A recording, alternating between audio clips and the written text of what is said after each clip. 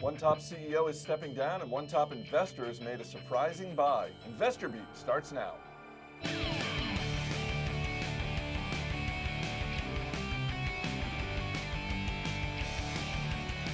Thanks for watching. I'm Chris Hill. Let's go right to the big board. A tepid week comes to a close on Wall Street. It was mixed for the Dow as a strong week by GE was offset by subpar results from Cisco Systems and Coca-Cola. More on Coke a little later. Joining me in studio now, Jason Moser and James Early. Yesterday, Coach announced that longtime CEO and chairman Lou Frankfurt will be stepping down in 2014. He first joined the company in 1979 when Coach did just $6 million in sales. Today, the company's worth more than $13 billion. Who is this guy? I think it was a little bit of a surprise when he said he was stepping down. You know, I mean, he's one of the big reasons why Coach has been so successful to this point. And just to wrap a few numbers around here, so he's been the CEO for Coach since about 1995. He helped take the company public in 2000 as it spun off from Sara Lee. If you're a shareholder that held on from that IPO in 2000 today, you're sitting on better than 1,800% gains. So this is not to be taken lightly. But what Lou Frankfurt is best known for is just an obsessive focus on the customer and what the customer wants. And in retail, that is just crucial. How important is the CEO for you as an investor? Because there are some CEOs out there, they're the main reason you buy a stock. True. For a straightforward business that kind of runs itself, in other words, not a lot of managerial decisions that have a lot of importance attached to them, it's not as important for a pipeline business, for example. But for a Coach, or for a retail business where you've got to be making a lot of judgment calls all the time, it's actually pretty important. So is Coach now a sell in your book? You know, in all honesty, I think it's one that we're looking at very carefully. The price has come back a little bit, not just because of this Lou Frankfurt announcement, but you know, I think that leadership going forward, they've had some succession plans here in the mix, and so we're not too terribly concerned about that over at Stock Advisor, where it's a recommendation. I don't think it's a sell. I think it's one that we need to keep our eyes on because really right now at about $48, $49, it looks like it could potentially be a buying opportunity, but he's definitely going to be missed. All right, confession time. Do you actually own a man purse? I don't own a man purse, Chris, but I was in the market for a new briefcase for Christmas, and my wife was kind enough to buy me a new Coach briefcase, and I love it. You? I do not, but I would totally own a man purse, given the right conditions. I mean, it's just shame that it's culturally unacceptable. It's so practical. We can call it a European carry-all, Yeah, right? you bring your stuff around, it's right there. Yeah. Perfect. Coca-Cola and Pepsi have a combined market cap of $280 billion. The beverage giants both reported fourth quarter earnings this week. Coke's profits up 13%, with Pepsi up 17%.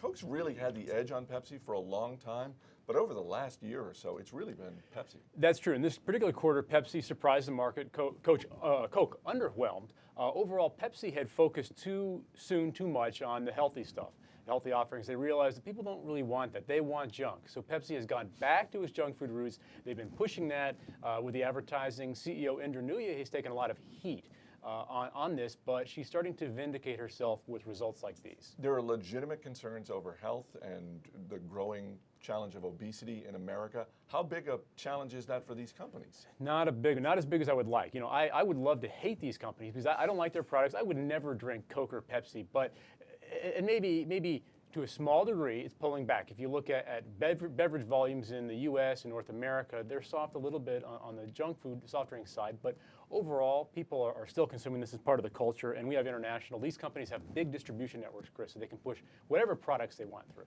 Yeah, internationally, and both these companies doing a lot of business overseas. Is one better positioned than the other? You know, I tend to support Coke a little bit more in this case. Having moved up here from Georgia, I'm a Coke guy anyway, so I think I drink enough Coke really for James and myself.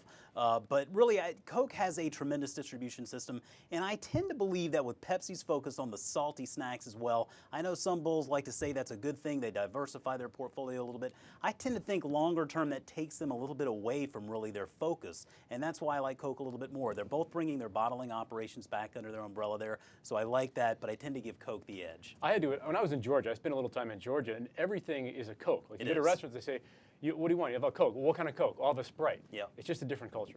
As I mentioned, Pepsi stock has outperformed Coke over the last year. Which one do you like right now? Chris, I think they're both a little bit rich. I think Pepsi is the less rich, and I think it's got the momentum now.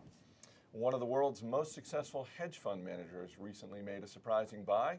Motley Fool analyst Matt Koppenheffer has the details. When it comes to value-oriented investors, there's Ben Graham, there's Warren Buffett, and then there's Seth Klarman right up there at the top. The fund that he runs, Baupost Group, has been around since the early 80s, and between then and now has notched average annual returns of about 19% for its investors, and that's a pretty otherworldly performance.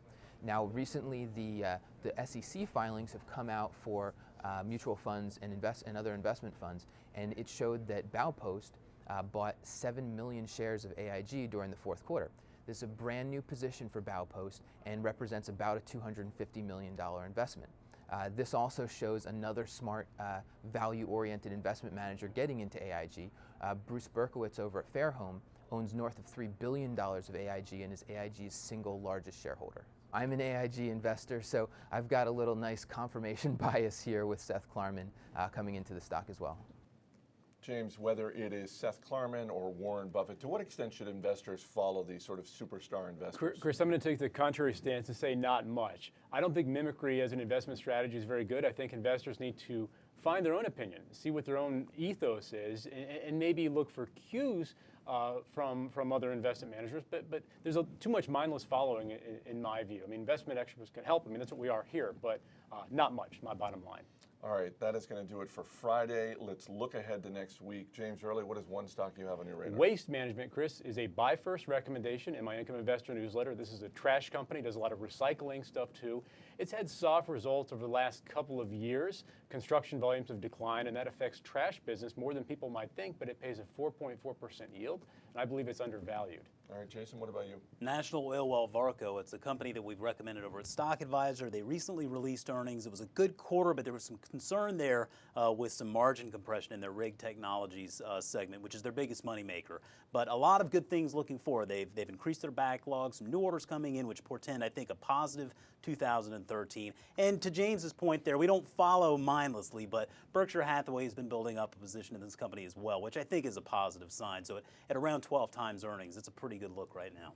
All right, for Jason Moser and James Early, I'm Chris Hill. Thanks for watching. Markets closed on Monday, so we'll see you on Tuesday.